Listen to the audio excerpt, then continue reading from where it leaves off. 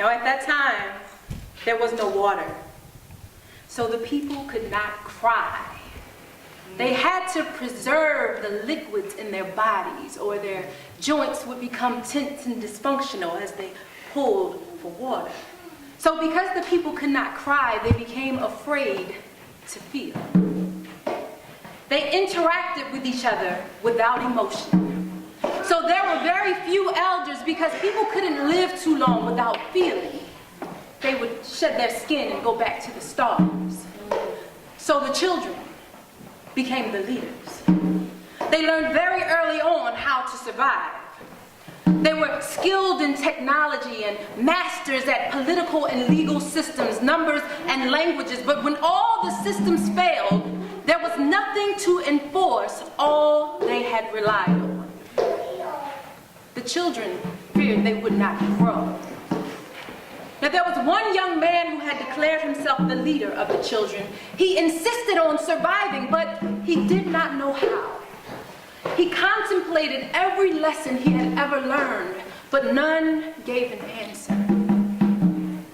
Discouraged, he went deep into a wilderness and sat under the light of an orange moon. And he heard a voice. "Come here." The voice was deeper and richer than any he had ever heard before. "Come here." Startled, the young man raised his stick, prepared to strike, when he saw brown eyes peeking through dark, wrinkled skin. It was an old woman. "Come here," she said. The young man asked, "Who are you?" "Wisdom." He asked, "Well, wisdom, please, we the children, we have no water, but we really are trying to survive. What must we do?" The old woman replied, "Dig." Excited, the young man returned to the children to whom he had declared himself the leader, and he commanded them to dig right there in the dry field of dead trees.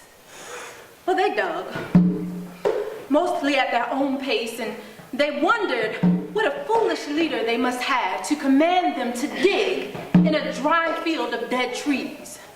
But they dug for 7 days, and there was nothing. Well, the boy went back to the old woman. He says, "Wisdom, please. I fear we will be no more. Please, tell us what must we do to survive?" The old woman says, "Dig." The boy returned to the children to whom he had declared himself the leader, and he commanded them to dig. Well, they dug, some slowly, some at their own pace, and they began to bicker among one another what a foolish leader they must have to command for them to dig in a dry field of dead trees. So they dug for 7 days, and there was nothing. Frustrated, the boy returned to the old woman, and he says, "Wisdom, old woman, whoever you are, please hear me. I fear we will not grow. What must we do to survive?" The old woman once again said, "Dig." Well, this time, the young man returned to the children to whom he was the leader, and he said nothing. He went over to the smallest child who was digging the smallest hole, and he dug with him. And they dug, and their hole became substantial. Seeing this, the other children began to work in pairs, and in threes, and in groups, and they dug, and their holes were substantial all around the dry field of dead trees.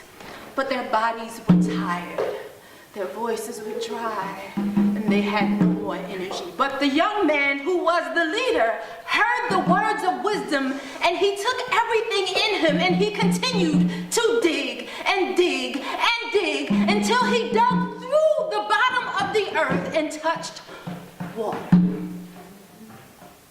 And he dug in, and the children gathered around, and they put their hands in, and they put the water on their tongues, and they let it go into their bodies, and they drank, and they could feel tricklings going through their joints, and they felt a little bit of joy, and they opened up their arms, and just then the sky cracked open, and there was rain, right there in the dry field of dead trees, coming out of the sky into the holes all over. The children opened their arms and let the rain run into their mouths and let it slide down their bodies and into their eyes, because they were changing. They were no longer afraid to feel.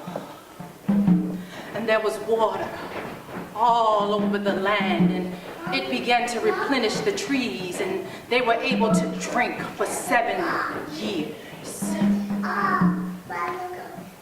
And wisdom,